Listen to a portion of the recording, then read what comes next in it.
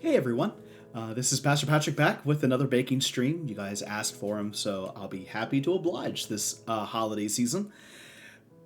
Now that I have pumpkin, now that Thanksgiving's done, we are going to be moving into a lovely ingredient list of and baking stream of pumpkin ginger cookies. These are ones that everyone asks for every fall and winter.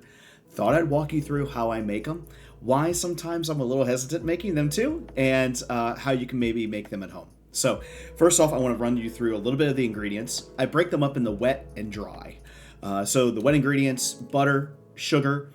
Uh, Make sure it's 100% pure pumpkin, not pumpkin pie filling.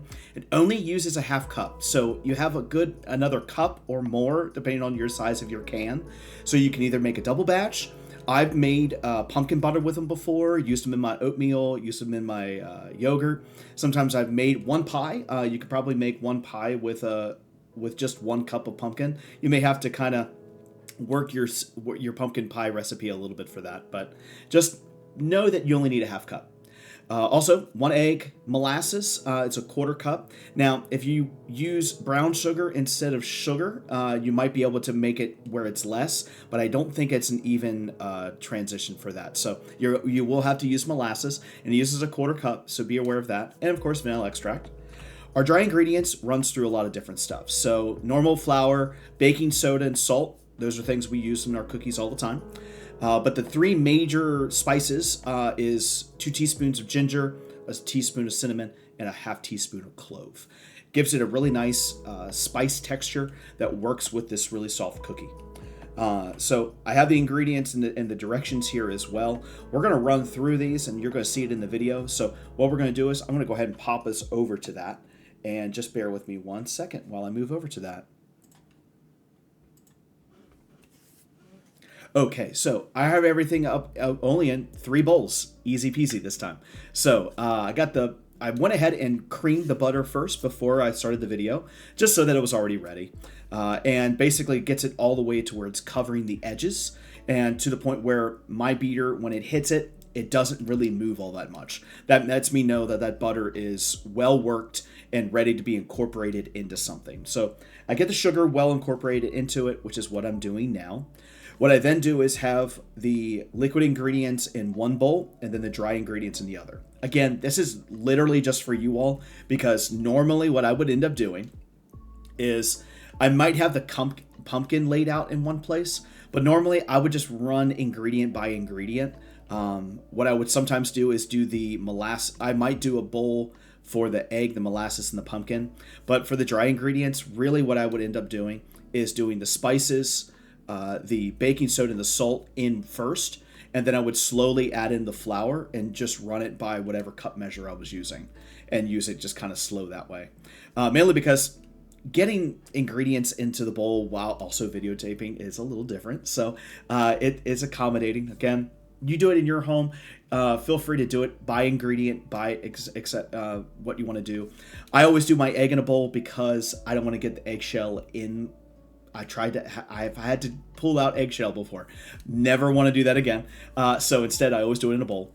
The molasses also sticks to whatever container you put it in. So I have a spatula, silicone spatula that will get that out pretty good. Gets out most of it. And this one has a little bit of working with it. This is one of the wettest cookies that I'll make. So that's why I'm a little hesitant making it sometimes, is because of how messy it gets. And what I end up doing is getting the butter and sugar have already been incorporated pretty well, but I want to make sure that everything gets a pretty good coating, just because when I get the beaters in there and getting it worked around, I want to make sure that it gets well incorporated. So I'll go ahead and cover the edges, get every little bit that's on my spatula, and try to keep it all inside the bowl as best I can. Again, with a wet mixture, it's going to get everywhere. And believe me, I've made these enough and had to clean the walls, clean the counter, and gladly I'm wearing an apron in this instance, so that's helpful. So you try and get it well incorporated, but the butter will always kind of bead itself into like small bits until you get the dry ingredients in there. So what it'll end up looking is kind of like snow on a television. So it'll have that kind of bead look through it. So it'll have that color like this, like my t-shirt, and then the beads of butter are going to be evenly incorporated. I've never really been able to get it to where it's fully incorporated on this stage. You could go ahead and work it as hard as you can. Basically, I just try to get it to where it looks like it is fully done, and then I'll try to get it to where the egg is starting to do a little bit of lift inside the container. But as you can tell, it's pretty well liquefied. So what I'm doing now is just slowly incorporating those dry ingredients. What I will sometimes do is when I have the dry ingredients like this, I'll use the beater before I get it wet, and I'll just slowly just kind of work it through with my hand and then get that well incorporated so that when I'm doing this, it's getting a little bit of the spice, a little bit of the salt, a little bit of the baking soda, and the flour all in every time that I put it in. So as you can tell, even after adding just a little bit, you can start seeing that it's looking like a dough and it's starting to hold itself pretty well. So I got about maybe a third to half in there or so. Don't worry, I have washed my hands enough times beforehand that everything here is clean. So I have plenty of pumpkin on my hands. Again, sometimes it gets so annoying that I have to go wash my hands again. It's not the funnest cookie in the world, but it is so good that it is worth making and managing. Now, I've done this a few different times, and when you get it done, it's still going to be very wet and sticky. So what I end up doing, I've done this before. I've portioned them out before and then frozen them as individual circles. I have put in the mixing bowl in the freezer outright. Now, when I do it that way, it is normally in there for multiple hours. What I've also found is a lot harder to get it out of the bowl. So my third method is what you'll be seeing in this video, is using some cling film, making a log, and then freezing the log, and then cutting it when it comes out of the freezer. I find that a lot easier to get exact portions that I want to do, and using all the dough rather than it being sticking on all my vessels. So now I've gotten all the dry ingredients in there. You can see that it is well incorporated for the most part. I'll get my spatula to do kind of the rest of the work there for a minute, and getting all those ingredients in. Again, I know my spatula is not exactly the cleanest one. It's got a little bit of the molasses left. For the most part, the cookie will hold that okay, especially with it being in the freezer. It kind of gets incorporated while it's cold, it's chilling. So I'm getting everything nice and incorporated here, getting those last specks of flour, a little bit of the pumpkin, a little bit of the molasses that's been sticking on the sides. Ideally, if I'd be doing a large portion of this is just a one batch situation. If I was doing this doubled or tripled, I'd probably be doing this at multiple stages, and it would be eventually well incorporated in. But because I'm doing a small batch like this, where it only makes a few dozen cookies, or a couple dozen of larger size of these, this is one of those where the batch ingredient that I use, I try to make it to where they're nibbles. They're small size that everyone can enjoy and don't feel guilty eating. I've always found that cookies that size have been a lot more well received than if I did 2 dozen large size cookies. Then you have to kind of make a commitment to that, and that's not exactly what you want to do. So what I'm doing now is getting the cling film onto the counter that I cleaned before we started, and I'll be putting the dough onto the cling film and then slowly making a log. Sometimes I do a candy cane, sometimes it's an L, sometimes it's a U, and sometimes it's just one long log. But what I do is I just slowly portion it out. As you can tell, it is pretty well sticky. I wasn't exaggerating on that. It sticks to the bowl. It'll stick to the spatula every once in a while. It is tacky enough that you can sometimes actually move it with your fingers, but not with any kind of heavy address of that. So while I'm doing that, just bear with me 1 second. So what I'll be doing then is getting as much of the portion in there as I can to get it well incorporated and things like that. And we'll get that completely covered and get that in the freezer. So again, this is one of those that I make them, half the year. Maybe not even that, maybe just 4 months of the year. Yeah, nice and sticky. And you kind of have to commit to that. So you just kind of know that, well, if your hands are cold, you might be able to last a little bit longer with it, but is one of those kind of situations. So That's why I like doing the batter on one day and the bake another. Or I know that I'm doing one section. What I've done in the past is make the batter at night, have it go overnight, and then the next day it will be the day that I actually roll them out and bake them, so that I'm not having to do all kinds of cleanup and that kind of thing. So again, getting the cling film just kind of covered on both sides. I know there's holes and pockets and stuff like that. I've done enough times now, I actually can get that well incorporated out of it. I'm just wanting to make sure that it's pliable to the point that I can get it in the freezer. So just kind of a slow pull with fingers will easily be able to get that into a good enough log shape that I can get it in the freezer. As long as it's covered, the air pocket in there for an hour or two is really not going to cause too much of a damage. Again, it won't dry it out. It's more of getting everything absorbed well in there. Let the flour do its job. Let the ingredients kind of chillify so that they'll be ready for the oven. So what I do is, instead of just putting that log in the freezer outright, I get a baking sheet, throw it on top of that. That gives me a flat surface. I can throw it in the freezer, especially as a baking sheet that I'm not using. I'll throw that in there, and that's step one, is getting that batter made. Step two is then when they come back out. Now, when I start doing that, you'll see here in the blue container is a sugar-like looking mixture. That is just simply sugar that I put into a bowl, and I sprinkle cinnamon onto it. I then will just shake it back and forth until it gets well incorporated and gets to the color consistency I like for cinnamon sugar. You do some testing. There's enough cinnamon in this cookie that you don't have to do a whole lot, but I like to give it a little bit of a brown texture on the outside. So that also makes it a lot easier to put into the baking sheets. I'm a parchment paper person.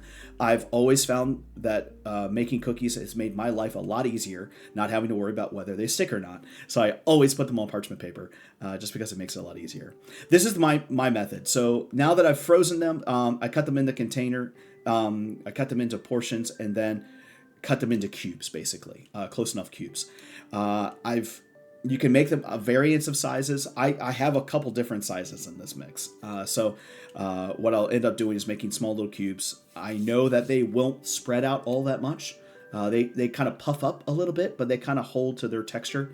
And you'll see, I'll show you the 2 dozen that I cut, and then you'll see what those look like when they have baked. So you'll kind of see the variance of sizes. But for the most part, they are at least a 1 bite, 2 bite, very rarely a 3rd bite. Most of the time, they're in that kind of range.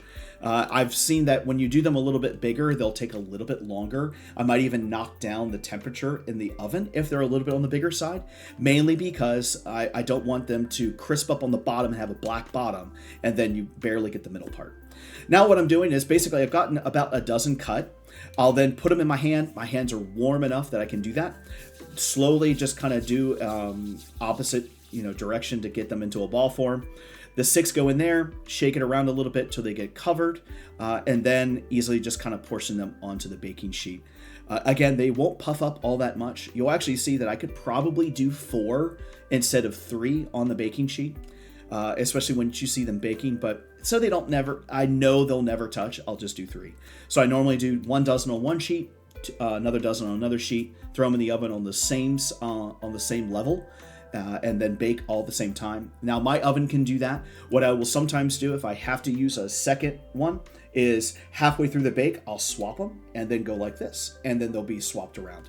But again, when I'm doing 2 dozen cookies and only 2 dozen cookies, it's a lot easier for me to be able to do that. Or if I do them in portions of 2. So in this instance, what I'll do is I'll go ahead and get all of that dough cut and rolled as fast as I can, because as it's sitting, it's warming up, and it will slowly get back and back to where it looked before it went in the freezer. So the faster I cut them and cover them in sugar, the faster they'll hold into a pliable dough that I can work with and not get all over my hands or all over my cutting board or all over everything else. So I kind of work. I don't work super fast, but I don't leave to go do something else. This is my function right now. This is what I'm doing. So, this is another way that I'll do it, is I'll cut them into kind of batons and then go into cube from that form. Again, you can make them any kind of size you want, but just know that when they take When they're on the bigger side, they'll probably take longer than 8 minutes. They'll probably take closer to 10. And the bigger you make them, the more likely you want to knock your temperature down to maybe 330, 340, and then watch them. But if this size, 350, 8 minutes, 6 to 8 minutes. Really, I kind of hang out at when I can smell it in the other room. I'll pop over, check and see how done they look, and I know whether they've started to brown on the bottom. I've had a couple times where these have actually turned themselves into, they'll have a kind of a crispy bottom, which is never that fun. So again, you can also reportion and kind of get them into the dough as long as it's before you put them into sugar. You don't want to have that added sugar in there and then it's a sweeter cookie than it should be. So again, this is a 2 dozen. Again, I'll make another 2 dozen. This was actually made for Sunday, this past Sunday on the 1st. So these are the cookies that everyone enjoyed. So if you were in worship with us on the 1st, you actually had one of these during our refreshment hour with Sunday school. And this was how I made them and how they turn out. Again, I'm counting now to figure out whether I have 2 dozen or not. I probably decided to go ahead and make an extra one because I made 25. So that's okay. So then all I do is just get them portioned and put onto the baking sheets, throw it in the oven, 350, 8 minutes. And I believe that's what happened with the rest of the dough. I made another 2 dozen with that. And now I'll show you what they look like as they come out. And you can see what kind of the puff looks like when they come out. Again, this is me walking around getting everything situated. So this is batch 1. As you can see, it can be 4, maybe 3 across. They start to crackle on the outside. That can kind of tell you that that cinnamon sugar crust allows for it to have a little bit of a crisp bite on the outside, and it's nice and soft on the inside. It's a really lovely cookie. It really is. It is a favorite, and I understand why it is. Once you start to see a little bit of browning on the outside and on the bottom, then you know it's done. And as long as they don't look deflated in the middle, sometimes the bigger ones will look that way. I show you what it looks like on the inside. The pumpkin allows for it to stay soft and allows for the moisture to stay in the cookie. And overall, it is a lovely one. I hope you bake it at home. Just be aware that it's going to be a little on the messy side, and that's okay. But that's pumpkin ginger cookies. And I hope you enjoyed this video. Next week, I'll have marshmallows for you. So this is a little sneak peek of what we're having on Sunday. And I'll show you what that looks like. Be aware that that is a candy making process. So you'll need you'll probably need some kind of temperature thermometer, things like that, if you want to follow along with that. But overall, it's a pretty simple process, and actually one of the things that is really worth making at home. Otherwise, I hope you had a good one hanging out with us today with our baking stream. I'll see you again next week, and otherwise, happy baking.